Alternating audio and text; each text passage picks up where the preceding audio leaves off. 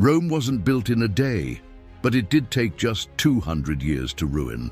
Welcome to my channel. Today we are going to see how Rome went from republic to empire. So the Roman Republic was founded in 509 BC when the Romans overthrew their king and established a new system of government led by two elected officials called consuls who shared power with an appointed senate. This was a big deal at the time. They were like, hey, we don't want a king, we want to be a democracy.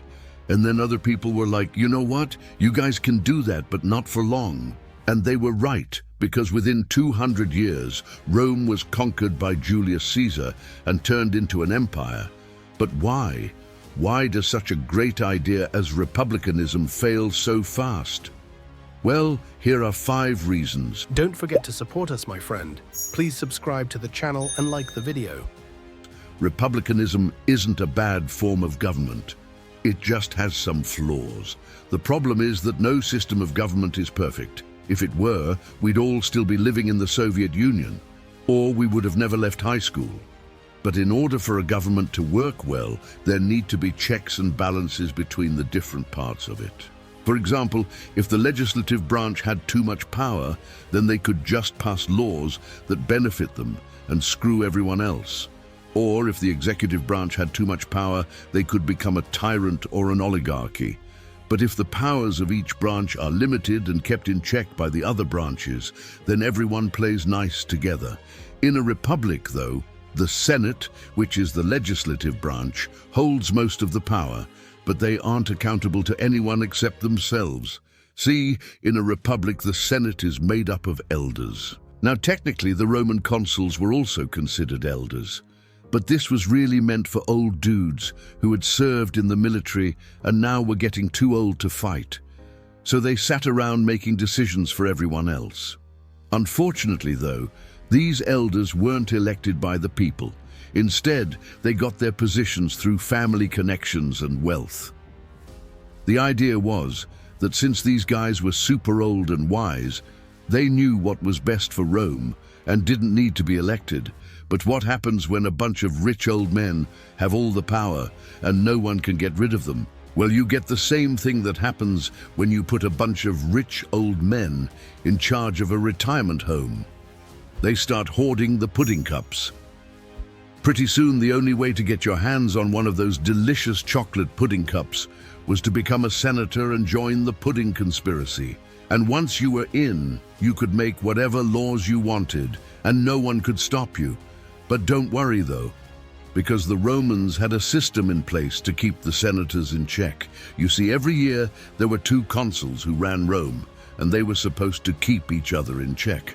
But the problem was that the Senate didn't always agree with the consuls, and sometimes the consuls disagreed with each other. In fact, during the late Republic, this disagreement got so bad that civil wars started breaking out all the time.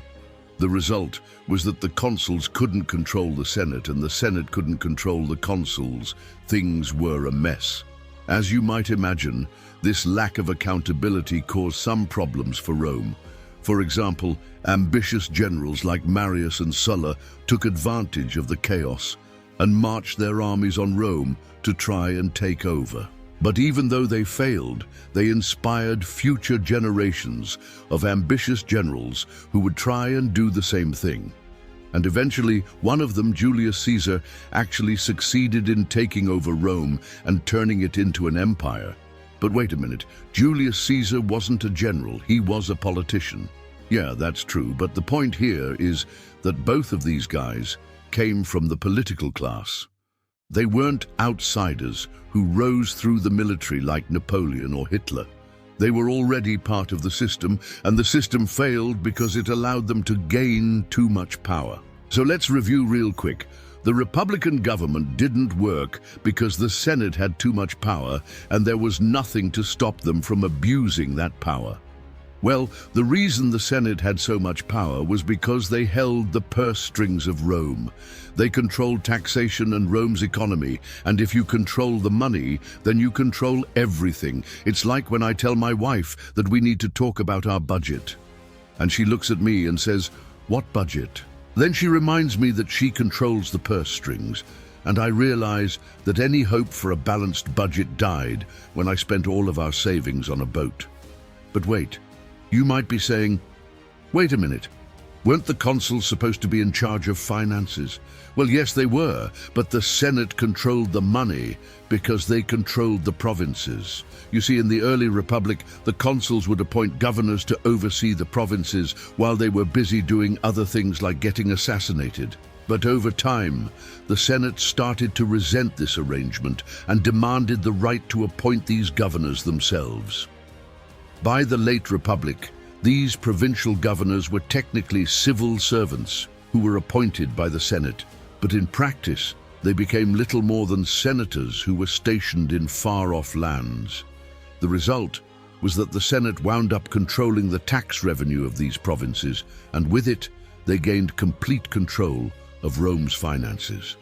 That being said, there were attempts throughout the Republic to rein in the Senate and reform the government. The most famous attempt was by the Gracchi brothers, Tiberius and Gaius.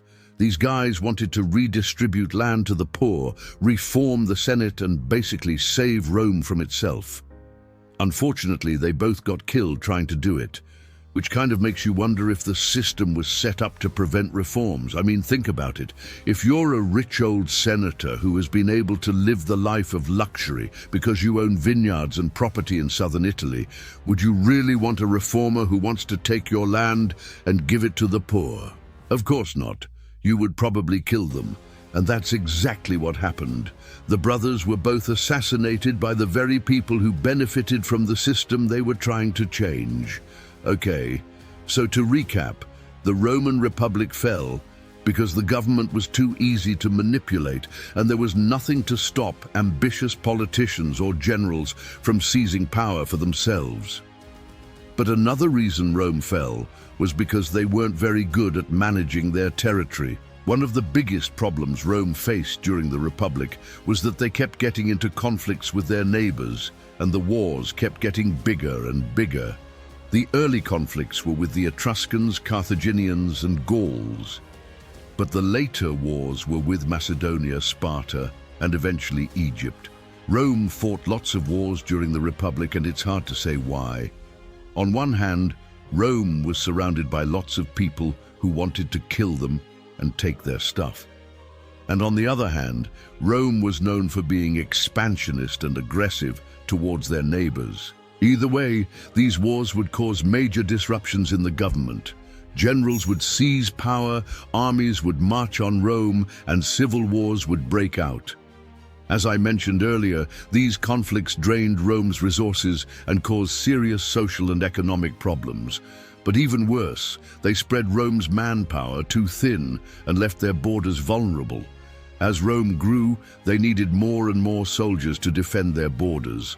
But the supply of Italian-born citizens didn't grow with it, and eventually Rome had to rely on foreign mercenaries to defend their territory. Eventually, Rome's army was mostly made up of foreigners with little loyalty to Rome. And when Julius Caesar crossed the Rubicon River with his army, it wasn't the Roman Senate that opposed him. It was these foreign legions that switched sides and made him emperor. All right, so to recap, the Roman Republic fell because the government didn't work well, the Senate had too much power, and the wars were destabilizing the government and draining Rome's resources. But the final nail in the coffin was the corruption of the late Republic.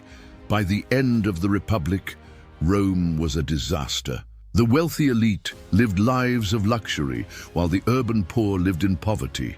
The government was corrupt and unstable, and Rome was bogged down in endless wars across the Mediterranean. And that's when Rome caught the attention of a young man named Augustus. This guy would become the first emperor of Rome and usher in a new era of peace and prosperity for the empire. That's pretty cool. But to learn about how he did it, you are going to have to watch this video. Click here to watch this video. Click here to watch this video, or click here to watch this video. As always, stay happy, stay healthy, and stay informed. Don't forget to support us, my friend. Please subscribe to the channel and like the video.